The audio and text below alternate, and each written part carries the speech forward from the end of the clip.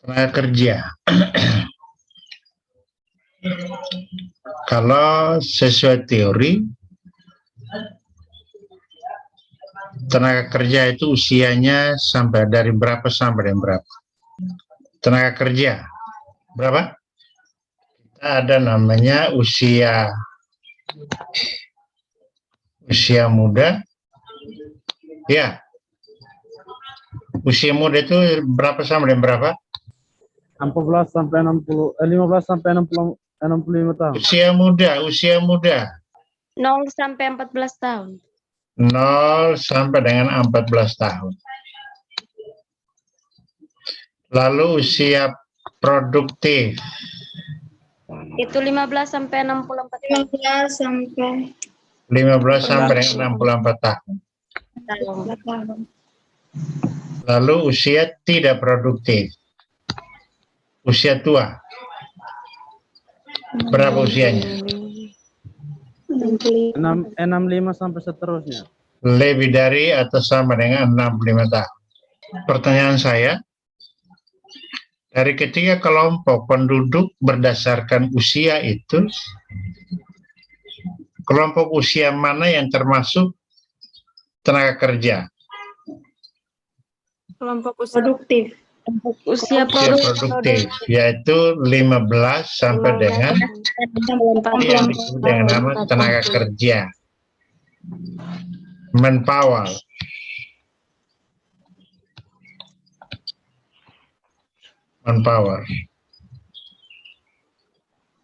Tenaga kerja. Tadi kita paham bahwa tenaga kerja yang berusia 15 sampai 64 tahun itu akan memiliki atau akan menghasilkan output yang banyak jika dia memiliki kualitas, jika dia memiliki kemampuan penguasaan teknologi. Kalau yang berkualitas, maka dalam gambar ini perhatikan, tenaga kerjanya hanya ada 10 orang. 10 orang bekerja ini sebelum mereka memiliki pengetahuan, sebelum mereka memiliki keterampilan, mereka menghasilkan 25 ton beras. Tetapi ketika mereka yang 10 orang ini diberikan kemampuan, teknologi, menguasai teknologi, memiliki keterampilan, maka output yang mereka hasilkan tidak 25, tetapi bertambah menjadi 35. Perubahan output dari 25 menjadi 35 itu karena pengaruh dari kemampuan penguasaan teknologi. Mulanya mereka 10 orang hanya menghasilkan 25. Tetapi ketika mereka sudah memiliki keterampilan, menguasai teknologi, maka 10 orang ini tidak menghasilkan 25, tetapi hasilnya yang mereka hasilkan lebih tinggi dari 25, yaitu sebesar 35 ton. Selisih output yang mereka hasilkan dari 25 menjadi 35 itu adalah pengaruh dari teknologi. Karena menguasai teknologi, yaitu hubungan antara teknologi dengan output yang dihasilkan. Jadi, kalau 10 orang ini diberikan pengetahuan, maka kemampuan menghasilkannya akan lebih tinggi. Seperti gambar ini. Mulanya yang gambar bagian bawah ini, tapi setelah mereka punya teknologi, lalu dia naik menjadi 35.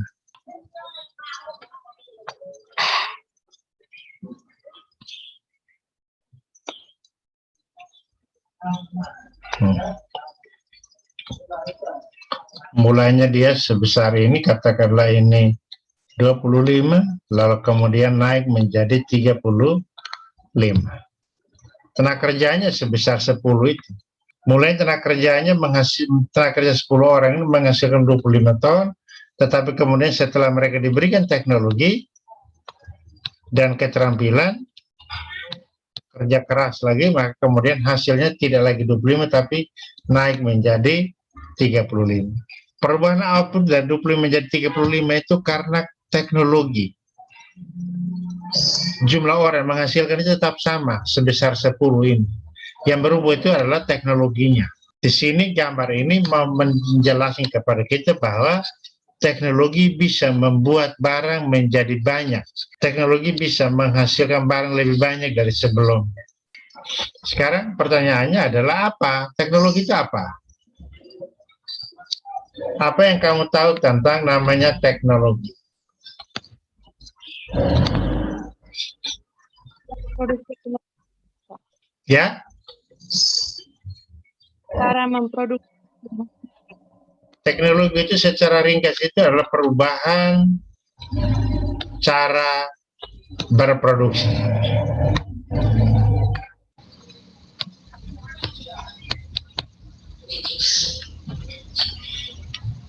Itu adalah teknologi, perubahan cara berproduksi. Tidak hanya berhubungan dengan alat-alat berat, tapi juga perubahan cara berpikir, cara menghasilkan itu adalah bagian dari teknologi. Oke, sekarang ketika dengan menggunakan teknologi menyebabkan output realnya akan naik. Output real akan naik, maka dia akan meningkatkan pertumbuhan ekonomi. Sekarang teknologi dia mengakibatkan outputnya akan naik. Output realnya akan naik.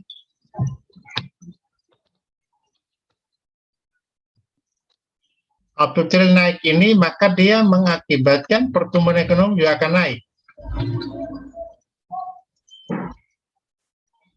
Lalu pertumbuhan ekonomi naik ini mengakibatkan apa? Dia akan mengurangi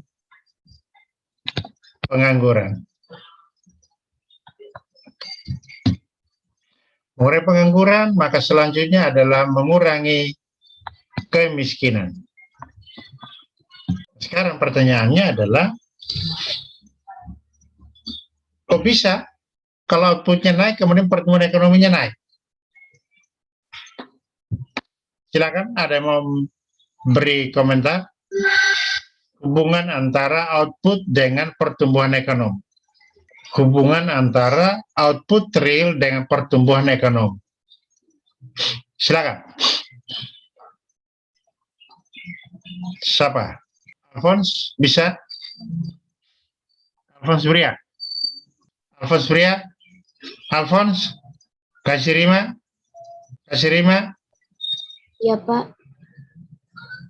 Coba you beri penjelasan hubungan antara output dengan pertumbuhan ekonomi. Silakan Kasih Rima, tahu nggak? Saya, Pak. Silakan, Emericiana Tamliu. Jika output naik, maka pendapatan akan bertambah. Dan jika pendapatan bertambah, maka pertumbuhan ekonomi semakin tinggi. Jadi yang saya tanyakan itu adalah hubungan antara output dengan pertumbuhan ekonomi. Coba beri penjelasan ulang. Output dengan pertumbuhan ekonomi. Di sini di gambar ini bahwa outputnya naik, pertumbuhan naik. Coba penjelasannya. Katakanlah kalau mau digambarkan seperti ini. Silakan. Ya, Bapak. Hubungan antara pertumbuhan dengan output dengan pertumbuhan. Antara output dengan pertumbuhan ekonomi itu, di mana jika output naik itu akan membantu pertumbuhan ekonomi, karena dengan naiknya output pendapatan masyarakat meningkat sehingga daya beli masyarakat pun naik, daya beli masyarakat pun makin bertambah, itu pada pertumbuhan ekonomi. Mungkin dari saya begitu, Bapak. Ada yang lain? Kasih Rima tadi di mana engkau? Sekarang pertumbuhan ekonomi itu dihitung dari mana? Pendapatan masyarakat. Pertumbuhan ekonomi dihitung dari mana? Domingus Bere? Dari mana hitung pertumbuhan ekonomi? Dari pendapatan masyarakat. Ya? Dari pendapatan masyarakat. Nih, ini rumusnya. K itu growth, G itu growth. Itu ekonomi. Pertumbuhan ekonomi sama dengan PDRB pada tahun tertentu kurangi dengan PDRB pada tahun T-1 dibagi dengan PDRB T-1 kali dengan 100.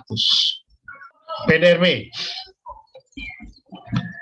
Pertumbuhan ekonomi dihitung dari PDRB pada tahun tertentu dikurangi dengan PDRB pada tahun sebelum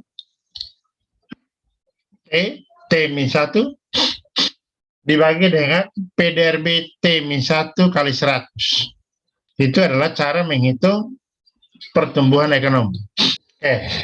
Jadi PDR growth itu, pertumbuhan ekonomi itu diperoleh dari PDRB pada tahun tertentu dikurangi dengan PDRB sebelum tahun tertentu dibagi dengan PDRB tahun sebelum -1 kali dengan 100.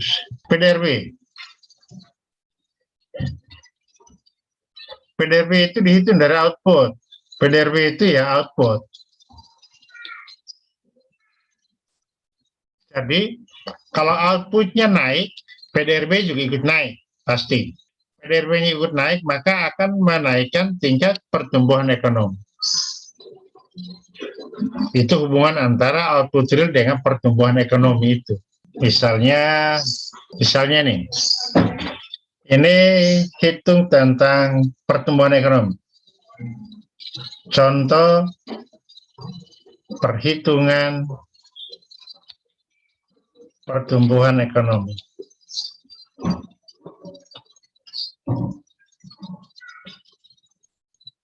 Ini nomor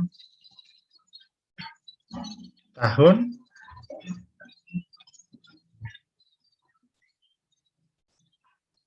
Ini adalah PDRB. Lalu ini adalah growth.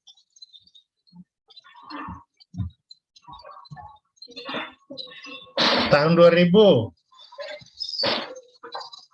2001, 2002, 2003. 1, 2, 3, 4. Sekarang PDB di tahun 2000 sama dengan 10 misalnya. Ini sama dengan 15. Ini sama dengan 20. Ini sama dengan 25. Sekarang pertanyaannya adalah berdasarkan data itu, data dalam tabel itu, Anda disuruh untuk menghitung pertumbuhan ekonomi di tahun 2001. 10, 15, 20, 25. Coba hitung. Tahunnya 2000, 2001, 2002, 2003. Pertumbuhan ekonominya apa? Berapa di tahun 2001? Hitungnya dari mana? Hitungnya dari 15 tahun 2001 kurangi dengan 10 per 10 kali per 100. 10 kali 100. Itu namanya pertumbuhan ekonomi di tahun 2000 ya, di tahun 2001. Berapa pertumbuhan ekonomi di tahun 2002? Dapatnya adalah 20 kurang 15 per 15 kali 100. kali 100. Itulah hitung pertumbuhan ekonomi. Maka ketika output PDRB ini dihitung dari output. Kalau outputnya bertambah, PDRB juga ikut bertambah. Kalau setiap tahun PDRB-nya bertambah, maka pasti growth-nya akan bertambah. Itu hubungan antara output dengan pertumbuhan ekonomi. Pertumbuhan ekonomi bertambah, maka apa yang terjadi? Banyak orang mendapatkan pekerjaan, pengangguran akan berkurang, kemiskinan akan berkurang. Kalau pertumbuhan ekonominya tinggi. Jadi, setiap negara berusaha supaya meningkatkan pertumbuhan ekonomi. Kenapa?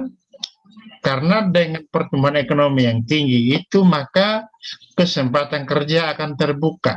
perusahaan-perusahaan itu akan berlomba-lomba memproduksi barang, menambah jumlah barang diproduksi. Ada yang buka tambah pabrik baru, usaha baru. Maka pengangguran akan berkurang. Pertumbuhan ekonomi membuat pada mengurangi pengangguran dan mengurangi kemiskinan penduduk. Karena alasan itulah maka setiap negara berusaha sekuat tenaga untuk meningkatkan pertumbuhan ekonomi, karena dengan pertumbuhan ekonomi yang tinggi maka pengangguran akan berkurang, kemiskinan akan berkurang. Tetapi bahwa pertumbuhan ekonomi yang tinggi itu tidak serta-merta membuat orang menjadi sejahtera. Pertumbuhan ekonomi yang berkualitas itu adalah pertumbuhan yang memberikan kesempatan kepada semua orang untuk menikmati output yang bertambah itu. Seringkali terjadi bahwa pertumbuhannya naik, tetapi kesejahteraannya masyarakatnya tidak naik. Kemiskinannya terus bertambah. Itu berarti pertumbuhan ekonominya tidak berkualitas. Pertumbuhan ekonomi dikatakan berkualitas apabila naiknya pertumbuhan disertai dengan distribusi pendapatan yang merata di antara kelompok masyarakat. Maka harus dihitung apakah pertumbuhan itu membuat masyarakat menjadi sejahtera. Itulah distribusi pendapatan. Teori mengatakan bahwa distribusi pendapatan itu bisa dihitung dengan menggunakan 3 pendekatan. Ada pendekatan Bank Dunia, ada pendekatan kurva Lorenz, dan ada pendekatan koefisien Gini. Oke, kita sudah selesai. Minggu depan kita mulai dari koefisien Gini ya, distribusi pendapatan ya.